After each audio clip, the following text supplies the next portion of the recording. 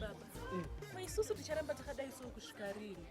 Vanhu vababa mufundisi namai mufundisi vanofamba netsoka. Tarisai muone zvatiri. Munoziva mai mufundisi. Mwari vanotikomborera nditika. Nguva yedu inenge isati yasvika. Nguva yedu yekuita sei baba? Imi munotadza nekuparidzawo zvinoita mamwe mapasta. Ingava vamwe vafundisi vese vakabudirira nokuti vanoziva zvekuparidza. Imi itaiwo sei vavo kuti fambo zvakanaka. Ona inini munhu wamai mufundisi, hembe iyi ndakaipiwa nemutenderi. Handina kana bhutsu. Kana handbag handina, asi nhasi iSunday tiri kubvawo chechi. Itaiwo zvinoita kuti tiitewo mari temalevhel mamwe chete nemamwe mafundisi ese aripo atinosangana nawo. Zvakanaka irini.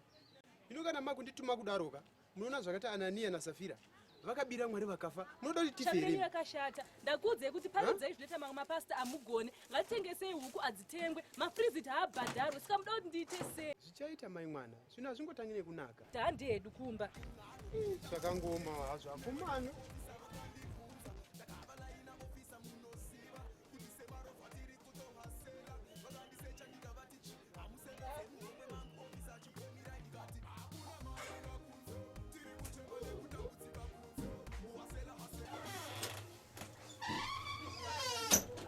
Maswezi.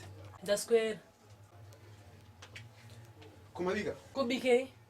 Chikafu chekudya ka? Ndinochitenga nei? Mambosiya mari yacho. Saka iwe wadyei? Dya kakumba kwamai vangu. Ungoda kuti ndidye kupi?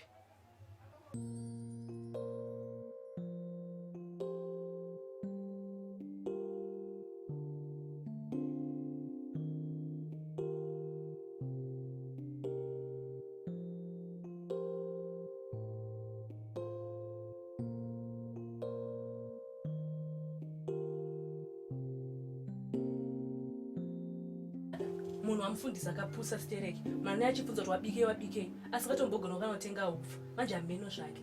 Achafa nenzara. Ndapedza kubika. Muda kudya izvezvi here kana kuti kuda kumbomira? Tinotodya izvezvi. Manje ndakachiti timbotimire. Ndine nyaya yatoda kutaura nemi.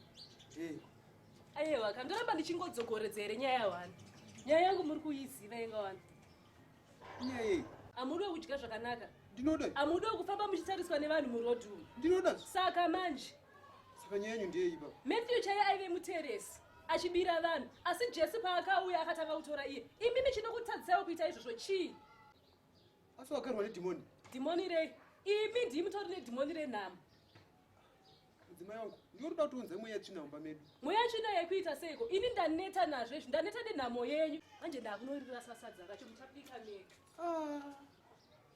Manje mukarasa sadza uri wopfa kupedzisira utakapona nokuchechi.